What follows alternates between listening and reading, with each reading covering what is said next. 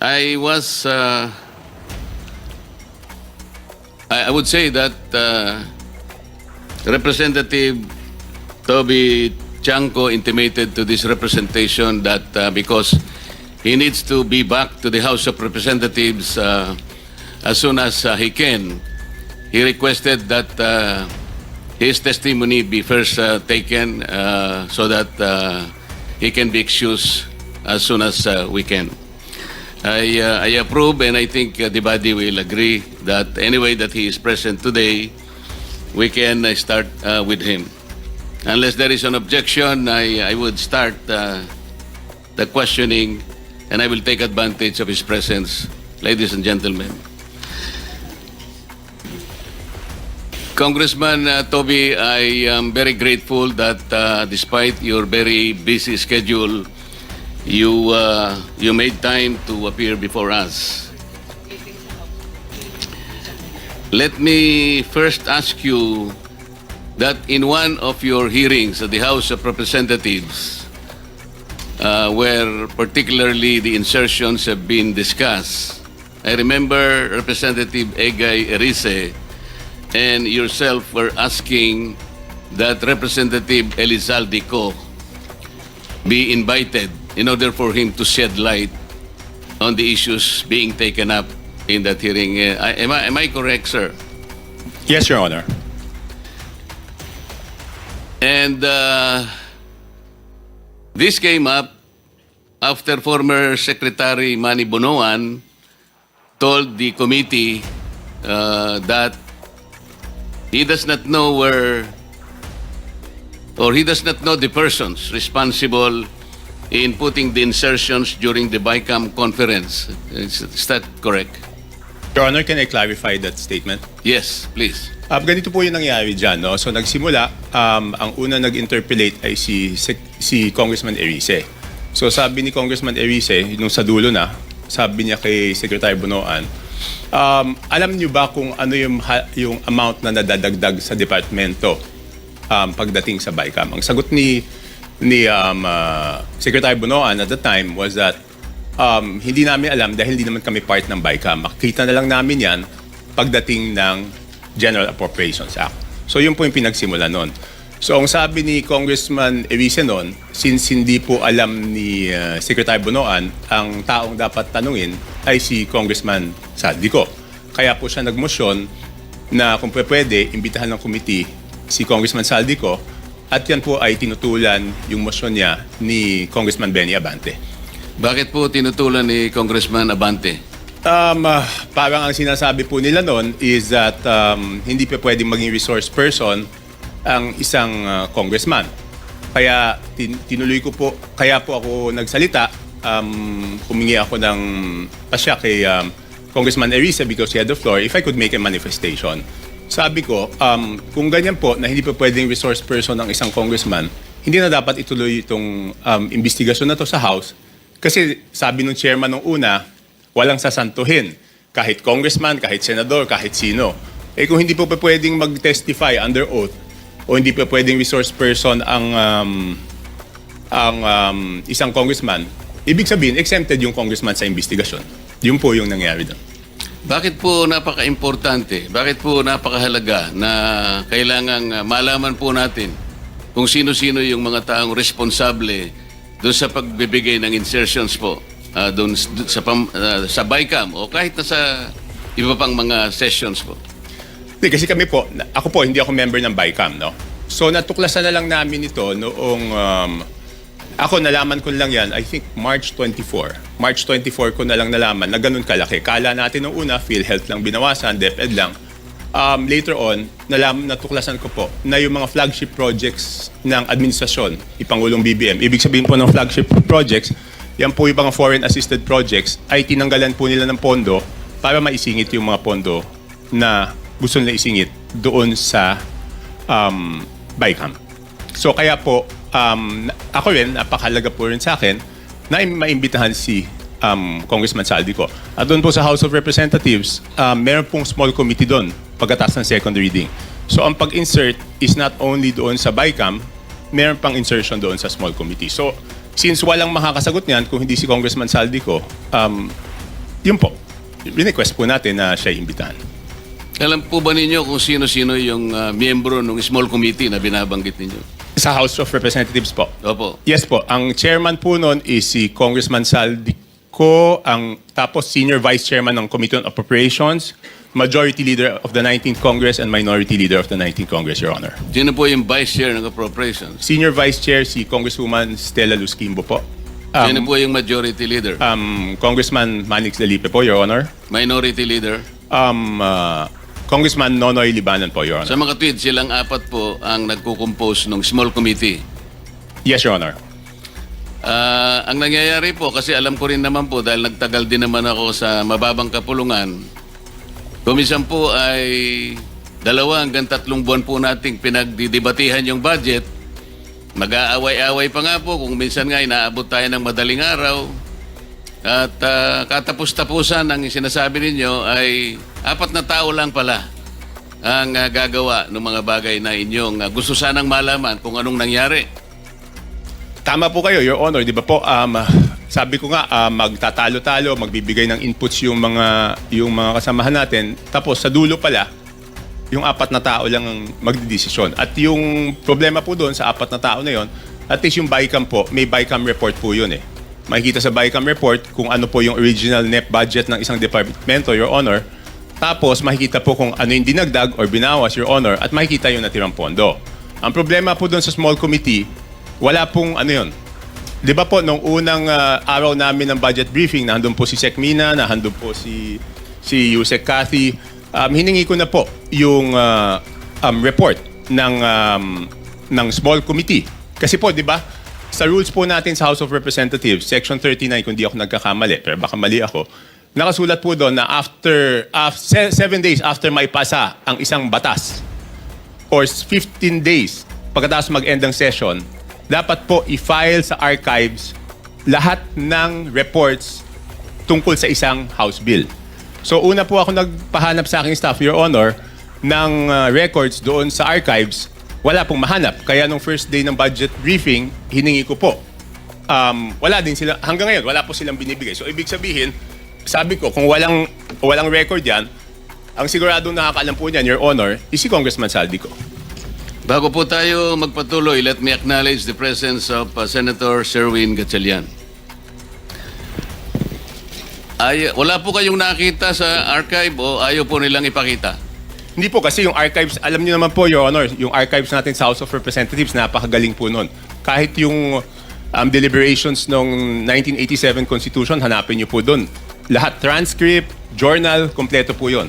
Yun, wala talaga. At noong tinanong ko po, noon yung COMSEC, hindi po sila makasagot kung nasaan. Ang sabi ko nga, pa-email na lang sa akin, ang tagal na po noon, hindi in-email, so wala po talaga yun. At imposible naman na walang nakakaalam noon. Alam po ninyo, meron po nga tayong tuntunin sa House of Representatives kahit na po yung kopya ng enrolled bill. May 3 kopya po dapat na nandun po dapat sa opisina ng Secretary General. Sinubukan ko rin po sanang manghiram nun kung meron pero hindi rin po nila naipakikita. Pero ganito po, so ayaw po nila talagang payagan na maimbita si Representative Saldico. Meron bang pagkakataon na kahit paano nakita nyo rin po kung sino talaga ang may kagagawan ng mga insertions doon sa BICAM? Hindi po. Ang ginawa ko po, Your Honor, is nag-research na po ako kung sino po yung gumawa ng insertions. Paano po kayo nag-research? Ganito po. Okay, mahaba po yung history niyan, Your Honor. To be very blunt about it, di ba po, nung nabawasan ng flagship projects yung Pangulo, nung nakita niya po doon sa Sagaan na nawala yung kanyang malalaking proyekto, yung flagship projects ng gobyerno, naghanap na po siya kung saan napunta yon. So wala po ako nung unang meeting, pero I think nagkaroon ng meeting, ang dinig ko noong January, tinanong po yung Senate President, si Senate President Escudero at tinanong po si Speaker Martin Romualdez, hiningi yung listahan noong mga insertions doon sa budget. Ang pagkaalam ko, ulitin ko, wala po ako nung unang meeting, si Senate President Escudero, binigay po yung listahan ng Senate amendments, no? Doon 3 days after the meeting. Nung tinawag po ako sa pagpupulong noong March 24, nalaman ko po na wala pang binibigay yung House of Representatives at that time in March 24. Kaya po ako nasama sa meeting na yon is para hingin na sa House of Representatives yung listahan noong mga insertions ng House of Representatives naman. So kaya lang po ako napasok dun sa usapan na yon noong March 24. March 24, 2025 was the first meeting. So dahil nga po sa paghahangad ninyo na malaman kung ano-ano yung mga insertions, kanino napunta at sino yung may kagagawan, paano po nyo eventually nalaman kung talagang nalaman ninyo? Hindi, ganito po, Your Honor. So March 24, paglabas ko doon, kasi nagmamadali na si Secretary Bunoan eh. Kasi ang worry niya po noon, March 29 mag-election ban po, di ba? So hindi maa-award, hindi mapapagawa yung projects. At pag hindi po napagawa yung projects, apektado po yung buong ekonomiya natin, di ba po? So paglabas ko, tinawagan ko po si Congressman J.J. Suarez kasi sabi sa akin doon sa meeting na yon na since wala na si Saldi ko, ang kumakausap na lang sa mga department secretaries ay si Congressman J.J. Suarez. So ang ginawa ko po, Your Honor, tinawagan ko siya, hiningi ko po yung listahan ng insertions. Pero nagtagal po bago po nila naibigay sa akin. I think 3 batches bago po nila na ibigay sa akin yung kompletong listahan po nung sa House of Representatives. Sa mga po ay kinausap nyo si Congressman J.J. Suarez, nagbigay naman po ba siya ng impormasyon na inyong hinihingi? Tinawagan ko po. Nung una, nagpabigay siya ng hard copy. Sabi ko, paano ko naman hahanapin to? Hard copy. Pero nagtagal eh. Checkin ko lang po kung anong date niya binigay. Basta hindi ka agad.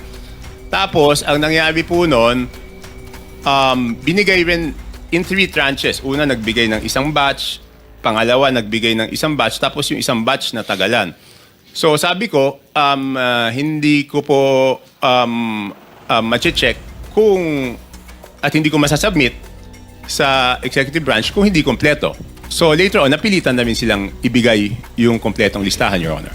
Ano po ang nakita ninyo nung ibigay nila ang kompletong listahan sa inyo? Hindi, ginawa ko lang, Your Honor, is pinagkumpara ko po yung di ba po, admittedly, lahat naman po kaming congressman, pag nakita yung NEP, ang natural na tendency naman hihingi ng extra para sa aming distrito. Okay? So susulat po kami. At least ako, sumusulat ako. So siyempre, nung binigay sa akin yung listahan, ang unang naisip ko noon, ang una ko pong naisip is, kung ikaw, congressman, hihingi ka para doon sa distrito mo. Hindi ka naman hihingi para sa ibang distrito. So, minatch-match ko po yung data. Ang haba doon, hindi ko alam kung gaano karami. Ang una kong ginawa, kasi wala naman nakasulat na congressman doon. Ang nakasulat yung district. So, para malaman ko yung congressman, hihingi ko po kay Yusek Katip. Pinadala ko sa kanya yung file, and she can confirm this. She is here. Sabi ko, Yusek, paki-isa-isa mo nga, lagyan mo kung sino yung congressman kasi gusto ko i-compare yung proponent tsaka yung congressional district. Kung congressional district, hindi ko naman kabisado kung sino yung congressman doon eh. So, ang sabi ko sa kanya, pakilagay mo yung pangalan ng congressman. So, binalik niya po sa akin. Pagkatapos noon, sabi ko po kay Congressman Suarez, ikaw naman, ilagay mo yung pangalan ng proponent. Sabi niya, bakit kailangan yung proponent? Kailangan siyempre malaman kung sino yung nag-request. So later on, matagal hanggang nung sinabi ko, walang gagalaw dito, hindi ko ma-present ito. Kasi pinapaayos sa akin eh. Siyempre gusto ko, pag pinisenta ko po, dahil ako magpipresenta nun, kailangan kompleto yung data. So sabi ko, hindi ko masisimulan yung presentation kung hindi nyo ibibigay kung sino yung proponent. So later on, naibigay din. Wala lang yung telepono ko sa akin, Your Honor. Hindi ko ma-check na andun. Sa mga tweet, naibigay naman sa iyo ni Yusek Cathy Cabral kung ano-anong mga distrito yon. Yes po, Your Honor. At naibigay naman sa iyo ni Congressman J.J. Suarez kung sino yung proponents do sa mga distrito. Yes, pero nagtagal po. Nagtagal. Kaya ngayon po, pwede ba niyong sabihin sa amin kung ano ang napansin ninyo? Kung ang pag-uusapan ay yung mga distrito at yung mga proponents na nagbigay o naglagay doon sa mga distrito na yon? Ano yung unusual na napansin niyo kung meron man? Hindi, Your Honor, ang una ko pong ginawa, siyempre ako po'y magpepresenta. Ayoko naman na ako magpepresenta tapos mali pala yung data na pipresenta ko. So ang una ko pong chinek, Your Honor, is yung kasi di ba sa BICAM, may nadagdag naman talaga po doon sa Navotas. Okay? Yun nga, ini-issue sa akin, insertion yun. Hindi ako makakapag-insert, Your Honor. Kasi ako po ay hindi membro ng BICAM. So pwede lang po ako mag-request kung ano man yung pumasok doon sa BICAM, yun amyenda na pinayagan ng BICAM. Okay? Opo. So, para hindi ako mapahiya, ang una kong chinek is kung tama yung pumasok Sa o inyong nadagdag. distrito? Hindi, yung sa akin muna. Yun nga po, sa distrito niyo. Kasi alam ko po kung magkano yung nadagdag sa akin sa BICAM. Tumama naman po. Tumama, kasi ang request ko noon is 1.1 o 1.2. Ang pumasok po galing sa House of Representatives na request is 529 at meron po galing sa Senate na 121 po yata. Pero yung sa Senate is all classrooms po yon. So nung tumama na, sabi ko, since tama yung sa akin na nadagdag doon sa aking NEP, kumpiyansa ako na tama yung records. So ginawa ko po, pinisend ko na po. Ano po yung nakita nyo sa ibang distrito na hindi masyadong na very unusual? Halimbawa sa dalawang probinsya ng Mindoro, Mindoro Oriental at saka Mindoro Occidental, because I'm going to take advantage of the presence of the good governor of Mindoro Oriental, kaya ko lang po tinatanong. With no offense meant, Your Honor, kay Gov. Dolor and to my fellow congressmen, ng district congressmen, ang una ko pong napansin doon is lumobo yung dalawang Mindoro, isang Oriental, isang Occidental. Ang NEP po nila is something between 1.5, sabihin na natin para safe ako, hindi lumampas ng 2.5 yung, but I have the figures, Your Honor, kaya lang para lang mabilis po tayo, Your Honor. Hindi lumampas ng 2.5 yung NEP nila, pero ang GAA po nila is magkano ba? 20 billion. So, nagulat ako, sabi ko, in fairness doon sa mga district congressmen, Your Honor, hindi po nila kaya gawin yun. Hindi kayang gawin ng regular congressman na magdagdag. Hindi naman po sila miyembro ng Committee on Appropriations. Parehong first term congressman po yun. So hindi nila kakayanin magdagdag ng ganun kalaki. Kasi ang hirap po, di ba? In my case, nag-request ako 1.2 billion, ang nabigay lang 569. So paano namang itong congressman na to, makakapagdagdag siya ng ganun kalaki? So chinek ko na po, sino yung naglagay ng mga pondo doon. Sige po. Tapos po, nagulat din ako kasi siyempre makikita ko doon sa proponent tsaka doon sa district congressman. Nagulat po ako na, for example, alam ko po kayo dating party list, Your Honor.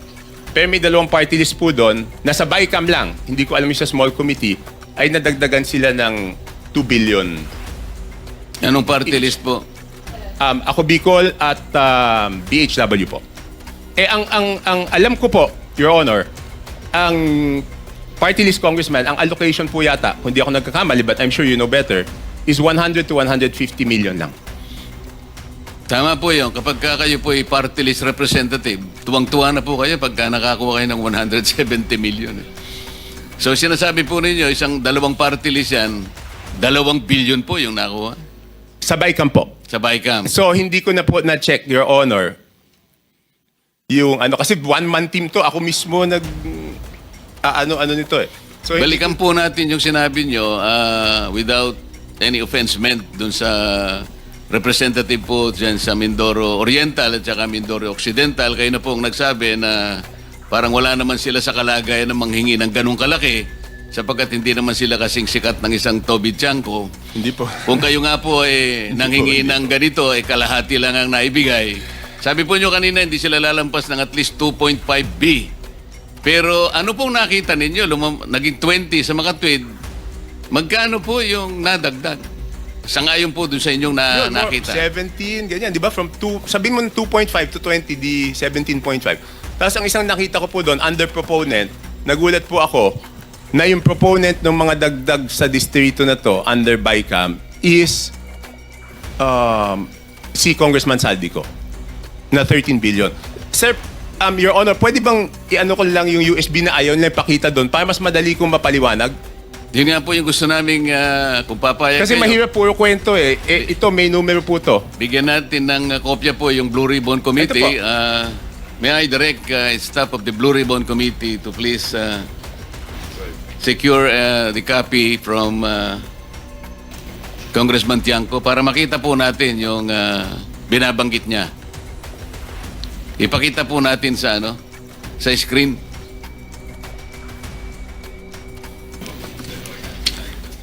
Let me acknowledge also the presence of Senator Rapi Tulfo.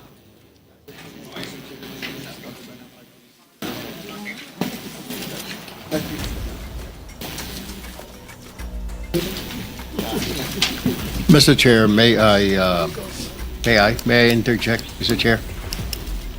Yes, Senator. Yeah, I would like to direct this question to... Sandali. Let me acknowledge also the presence of Senator Bato. Continue, sir. I would like to direct this question to Congressman Toby Chanco.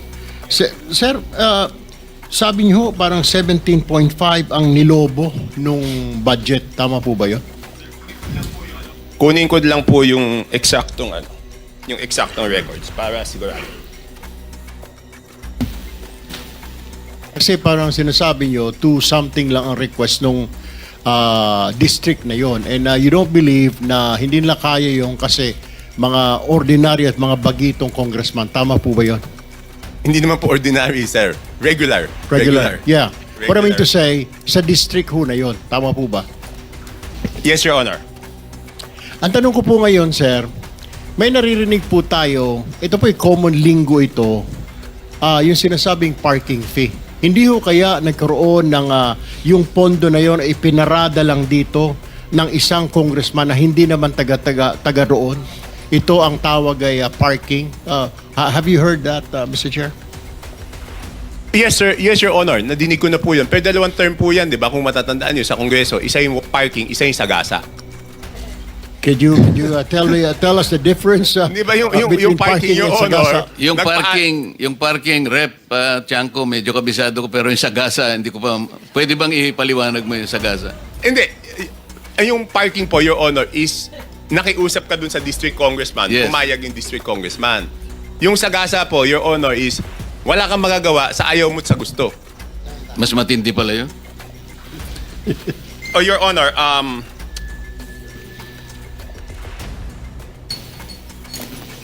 so dalawang term po yan, Your Honor. Isang parking, isang... Kasi madidinig mo sa congressman nasagasaan kami. Paano naman kayo nasagasaan? Binatuhan kami ng pondo na hindi naman namin alam. Ang ibig sabihin, Mr. Chair, yun nangyari sa Mindoro ay sagasa po yun? Your Honor, I have no personal knowledge. Your Honor, ito po. Mindoro Oriental, DEO, 2530 billion ang NEP. Nandito naman po si Yusek pwede niya i-confirm to kung pareho yung records namin. Tapos, ang total budget is 20 billion 999 million. Tapos, yung Mindoro Oriental DEO, 1 billion 508 million 583,000. Ang GAA po niya is 20 billion 795 million 429. So nagulat ako nung nakita ko yon, Your Honor.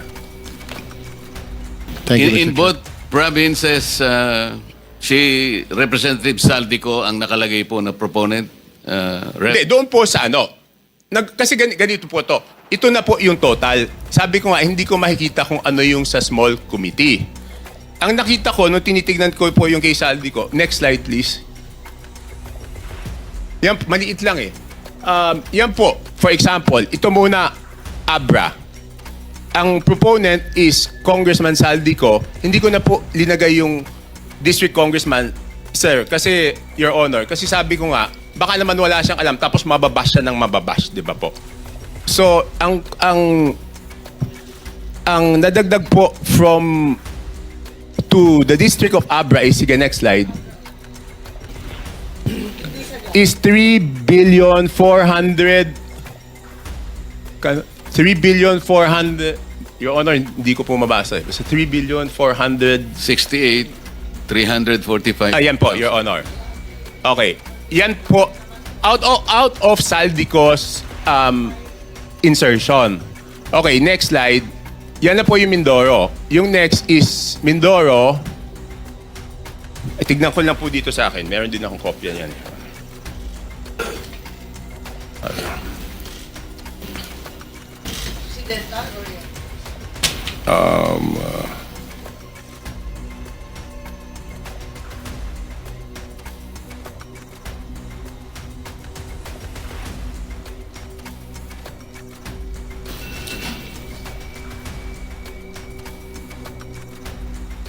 Next is Occidental Mindoro, 3.2 billion po yan ang nadagdag.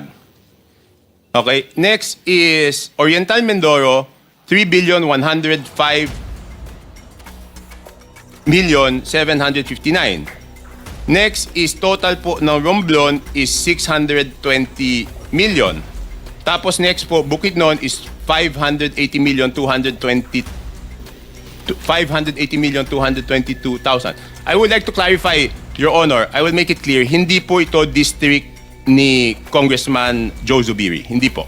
Just to clarify, hindi niya distrito yan. Tapos yan, sunod-sunod na po. Itong Camarines Norte, 550 million. Itong, ano ba yung sumunod? Batangas, 429. Meron pa pala ulit na Mindoro. Hindi ko alam bakit nahiwalay ito. Baka ibang district ito. 400 million.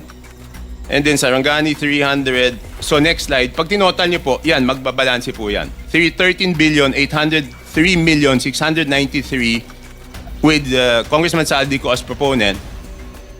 And pag tinotal mo yung district, yung subtotal, 13,803,693,000, Your Honor. For the record, ang binabanggit po nating Representative Elizaldico, siya po yung chairman ng House Appropriations Committee. Sa makatwid po, Rep. Toby, kung titingnan po natin at pagbabasihan, ito pong nakalap po ninyong impormasyon, lumalabas po na si Rep. Saldico ay siyang proponent ng halos 13.8 billion. Hindi natin malaman kung ito pinarada o sinagasa. Yun po ba ang ating conclusion? Ano po yung ilang congressman dyan, sabi niya hindi amin yan. Hindi namin ni-request yan. So hindi ko na po, hindi na ako nagtanong kung parada yan or Sagasa. sagasa. Ang